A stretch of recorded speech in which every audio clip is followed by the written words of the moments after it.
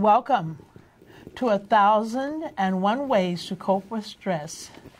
I am Professor Shabaka, and we have as our guest Dr. Fred Monderson, a famous Egyptologist and a historian par excellence. He is a student of some of the most famous Egyptologists and historians in the world, including Ben Yakiman, John Henry Clark, and Professor Simmons, right? George Simmons. Mr. George Simmons. And he is coming to us this evening with part 2 of Where Are the Egyptians? I give you Dr. Fred Monderson. Thank you so much for coming back. And I just want to make one comment. I hadn't seen these 3 volumes. One is on Dr. Ben Yakiman. The other is on Egypt Essays, Kemet, and Where Are the Kamite Kings? And Where Are the Kamite Kings? Huge books. I mean, he's written so much. Over 30 volumes, over 1,000 articles, and of course that series that we've just done on Obama, which is an excellent, not trilogy, but it's 4. It's actually 4.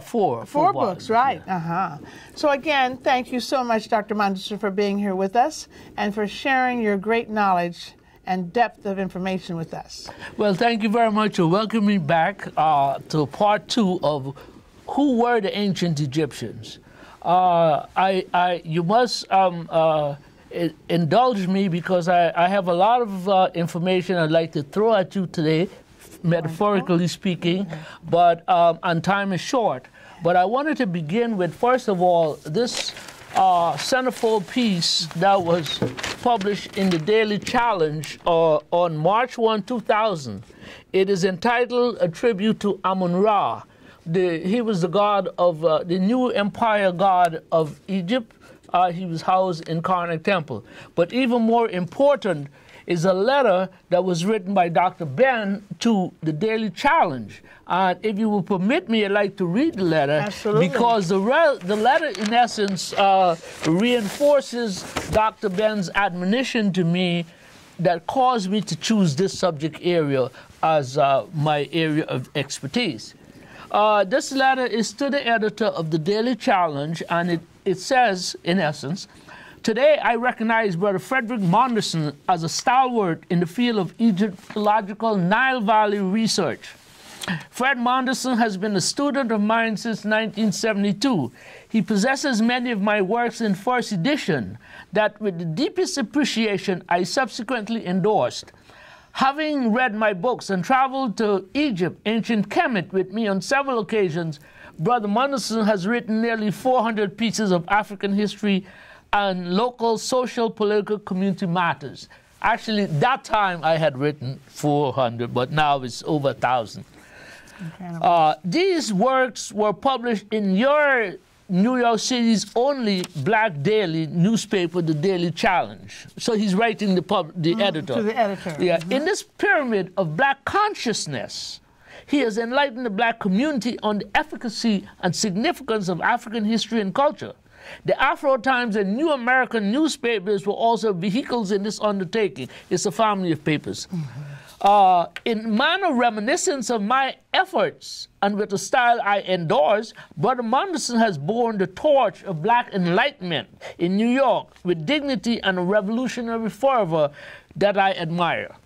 Years ago, at one of Dr. Lewis's dinners honoring my efforts at the Mini Sink in Harlem, I'm reminded of Fred Monderson's statement, Dr. Ben, as you move along life's path and your vision becomes cloudy and you look for someone to pass the baton to, look for Brother Monderson, for I'll be there. On my tour of Egypt in the summer of 1997, participants were given an assignment in Karnak Temple. Mr. Monderson's assignment had been to locate and report on the name of Ramses III in that enclosure and elsewhere on the tour. While somewhat disappointed with the reports or lack thereof from the other students, I was impressed with Brother Monderson's studiousness and attention to detail of a historical nature in regard to his assignment, Ramses III. My response was, everybody failed except Mr. Monderson. Well, perhaps you and you. There is a tape recording of this statement. The author of several books on ancient Kemet Egypt, consistent with the dynamics of African historiographic reconstruction. I endorse the efforts of Fred Monderson's continued research and his endeavors as a tour guide to the land of ancient Kemet. It is my firmest belief he will continue to educate and enlighten our people regarding the strengths, significance, and utility of the ancient Nile Valley heritage. Incredible. With respect and warm affection, I close, and he signs, Dr. Yosef A.A. Benjana is a researcher, Black African nationalist, author, lecturer, tour guide, elder in Harlem, New York. Incredible. So this is something I found rummaging through my archives, and I thought I wanted to share it with you. Absolutely. Well, we thank you very much for that. I think that everyone who's heard anything you shared is just endorses this comment over and over again, that you are excellent in your research, you're detailed, and your ability to relate it to the public is exceptional. We thank you for that. Okay, yes. Well, so I just wanted to share, for a person who would like to contact me, my telephone number is 917-808-7096, and I could be reached at fredsegypt.com, and my publishing company is sumanpublishers.com at sumanpublishers.com. Thank you for that. Now, about today's issue, part 2 of who were the ancient Egyptians. As you can remember, I started to give you some information, but time did not permit. And again, time is always a challenge, and we have to move quickly. I want to begin by simply stating that the existential data contradicts the symbolic representation. That is to say, what we are told or what we see on display is not the actual truth about the history and the culture of these ancient Africans along the Nile Valley. I said to our people that we must trust African scholars to ferret out correct information, point out distortions, and include omissions of the historical record, systematically distorted and implanted by racist Western, European, and American historiography, buttressed by ill-informed and arrogant scholars, and dissemination mechanisms, whether they are publishing houses, their radio, TV, or newspapers, or even museum displays. Until these entities recognize the humanity and the intellectual capabilities of African people, man, woman, we will, as Dr. Diop laid it down, we will remain and live and die on the battlefield of African historiographic reconstruction and upliftment. We must remember, Dr. John Clark reminded us, the people who preach racism colonize history. And when Europe colonized the world, she colonized the world's knowledge. In this regard, we must be aware that in the 19th century, especially when the great body of Egyptological data was recovered from the earth, Europeans who did the scholarship were writing to a European audience. There was an emerging penny press that disseminated the information that had no pushback, as we would say. That is to say, there was no truly critical Afrocentric viewpoints that were expressed as the information began to take hold and information became solidified that this is the way it was, which was not. We were fed falsity that became ossified in the historical record. In this regard, they were writing, as I said, to the penny press, and the use of terminologies and the creation of descriptions of Africans painted a picture that was satisfying to the European, but was totally debasing of Africans. Underscoring the efforts to displace Egypt and Africa, Petrie, Flinders Petrie, he's the father of modern Egyptian archaeology, was chief among those who twisted the record. His migration thesis was rejected because racist machinations drove his model. He began using Greek terms to describe the people, places, and events of Africa, and these caught on pretty quickly. Remember that Dr. Ben Johannan insisted that we use indigenous names. Of course, he introduced many Afrocentric motifs that became popular later on. But of significance was the discovery of Lucy. Lucy was a fossil discovered in the Hera region of Ethiopia that was dated at about 3 million years old. And the discoverer, his name was Johansen. In camp, he was wondering what to name this find. And at the time, the Beatles song, Lucy in the Sky with Diamonds, was playing, so he called her Lucy. And Dr. Ben said, no, her indigenous name is Denknesh. So this was actually a challenge to Petrie's naming. All of this here is a result of a built-up misconception of how the history is actually been portrayed. But we must be informed that in 1974, at the Cairo Conference, UNESCO, the United Nations Cultural Organization, affirmed the fundamental blackness of ancient Egypt.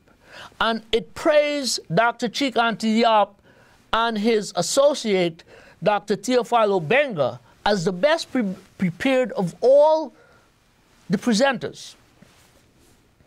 So we asked, what is at stake? The reason why we are concerned as Africanists is that there's a great hunger for Egypt. And why? It is best explained by W.J. Perry in his book, The Growth of Civilization, 1924, reprinted in 1937, where he was quoting G. Elliott Smith, an anatomist from Manchester University who did examination of all the mummies and what have you. And he said, the Egyptians did a great deal more than merely invent agriculture and divide the earliest statecraft and religion. Not only did they devise the methods of working wood and stone and the art of architecture, they seem also to have been the inventors of linen and of the craft of weaving, of the use of gold and copper, and the making of metal tools and implements. They were the first people to measure the year and to devise a calendar, and later on to substitute for the rough calculation based on the date, the observation of the sun's movements. They also invented shipbuilding and constructed the first seagoing ships. In 1001 details of our common civilization, the originality of Egyptian civilization is revealed. The art of shaving, the use of wigs, the wearing of hats, the invention of the kilt and of the sandal, and subsequently of a variety of other articles of dress, many of our musical instruments, chairs and beds, cushions, jewelry and jewel cases, lamps. These are merely a few of the items picked at random out of our ancient heritage from the Nile Valley. What is bothersome when he uses the term our? He meant Europeans. Certainly British, not all of humanity or Africans. So he's moved us, as Runoko Rashidis has said, from the center to the periphery of history. Again, marginalizing us. Of course. And also stealing our history. It is not simply the knowledge, but the falsification of the presentation. Right? A sister scholar of his age, Margaret Murray, in The Splendor That Was Egypt, expressed similar views, though she was more specific. She noted, for every student of our modern civilization, Egypt is a great storehouse from which to obtain information, for which the narrow limits of that country are preserved, and the origins of most, perhaps all, of our knowledge. In Egypt are found the first beginnings of material culture, building, agriculture, horticulture, clothing, even cooking as an art. The beginnings of the sciences, physics, astronomy, medicine, engineering, the beginning of the imponderables, law, government, religion. In every aspect of life, Egypt has influenced Europe, and though the centuries may have modified the custom or idea, the origin is clearly visible. Centuries before Ptolemy Philadelphus founded the great temple of the Muses at Alexandria, Egypt was to the Greek the embodiment of all wisdom and knowledge. In their generous enthusiasm, the Greeks continually recorded that opinion. And by their writing, they passed on to later generations that wisdom of the Egyptians, which they had learned orally from the learned men of the Nile Valley. These Africans were teaching these people. Today, it's rejected that that's how it's been. Murray continues that Egypt was the supreme power in the Mediterranean area during the whole of the Bronze Age and a great part of the Iron Age. And as our present culture is directly due to the Mediterranean civilization of the Bronze Age, it follows that it has its roots in ancient Egypt. It is to Egypt that we owe our division of time, the 12 months and 365 days of the year. The 12 hours of the day and 12 hours of the night are due to the work of the Egyptian astronomers. The earliest clocks, the clepsydra, were the invention of Egyptian physicists. The earliest known intelligible writing is the Egyptian. So too are all the earliest recorded historical events. It is due to the passion of the Egyptians for making records that so much has been preserved of their history. Now he says, she divorces our from there, and their literature, and their religious beliefs, and their religious ritual. This passion for writing made them, again, the first actual writing materials, pen, ink, paper, materials which could be packed in a small compass and carried because they were light. Now, in Asia, where the originators of, the supposed originators of Egyptian civilization, the Caucasians came from, they invented the stone tablet. Now, can you imagine a student carrying a bag full of stone tablets as opposed to a papyrus with a reed brush pen in his ear? It's a vast difference. So it's night and day in terms of who gave what to the world. And this is the heritage that African people needs to claim, to fight, defend Egypt as African and black. In Asia, so Murray continued that the splendor of Egypt was not a mere mushroom growth lasting but a few hundred years. Where Greece and Rome can count their supremacy by the century, Egypt counts hers by the millennium. So I hope you understand what I'm saying here. And the remains of that splendor, even now, eclipses the remains of any other country in the world. There's no country with as much ancient records as Egypt.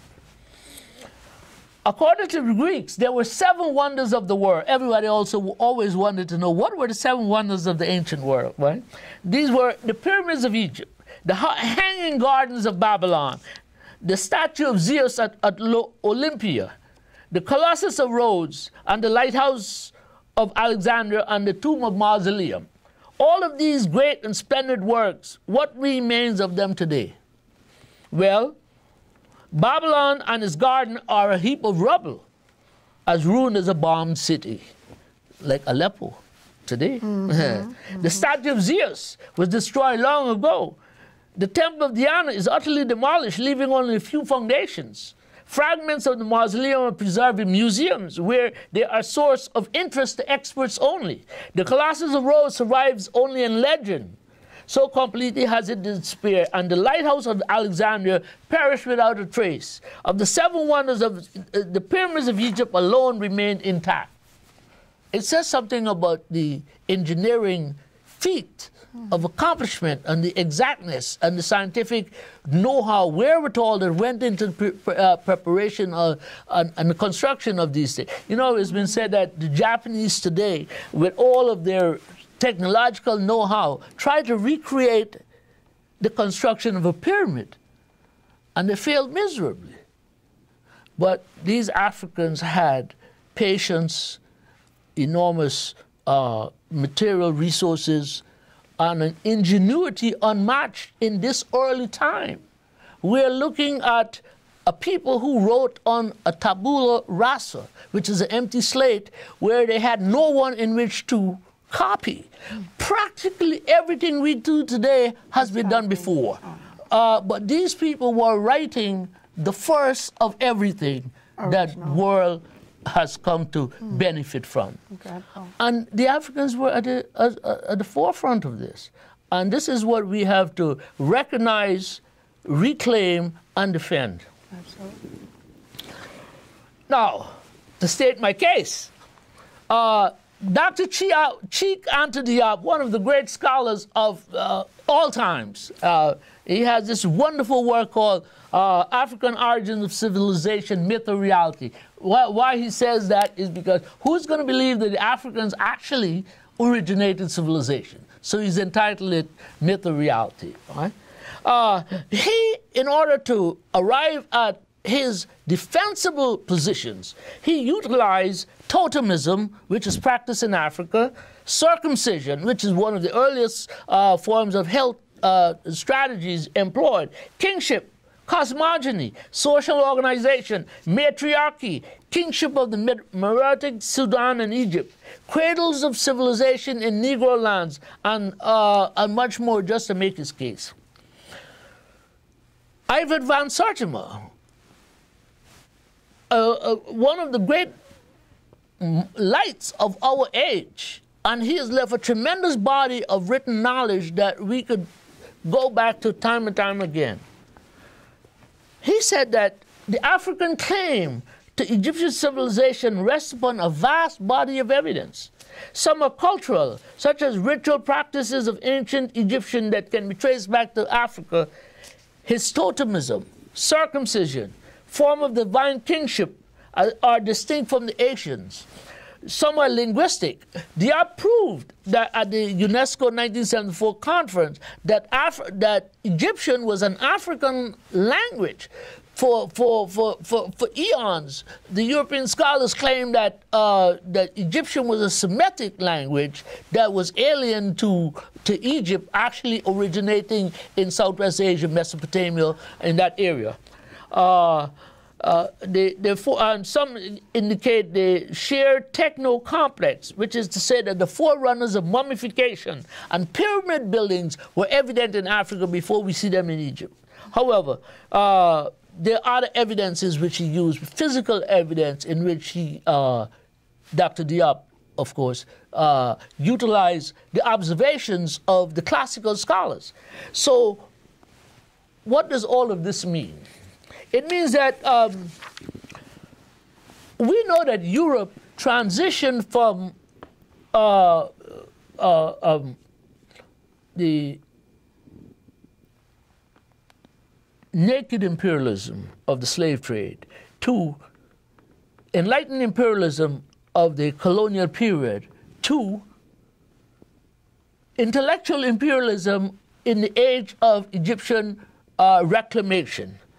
As a result of this, we have had to re-examine the evidence because, as I said in the beginning, the history was not, the presentation of the history was not properly challenged. Mm-hmm. So whatever was said was actually embedded without constructive criticism. And as such, there's a whole lot more that I need to add. And well, you'll have to come back for another I have to come back for... Yes, 3 more minutes now, but we can come back for another part. Oh, okay. So, but the point is that the record has been falsified. As I said in the beginning, the existential data, because as we begin to look at the information, we begin to see myriads of mistakes, errors, falsification, that it is not so much a crime against the African people, but it's a crime against humanity because humanity has been forced to ingest falsity for the desire to elevate Europe and denigrate Africa and African people. And that's the message I'd like to deliver to you today. Absolutely. But why? That's another lecture, isn't it? The why is simple. Mankind is generally envious, covetous. It's about me and not we. And the humanity in general has to benefit from every iota of knowledge, of learning.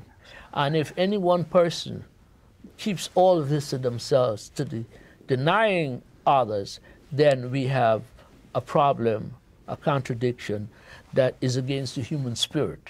Absolutely. And we have to correct this. Absolutely. Well, again, Dr. Monderson, thank you so much. And you're welcome back for our part 3. Thank you very much. Who are the Egyptians? Thank you so very much. Thank you. Oh, okay. And thank you again for watching 1,001 Ways to Cope with Stress. This is Dr. Fred Monderson. I am Professor Kinshasha Shabaka. We can go into the third part.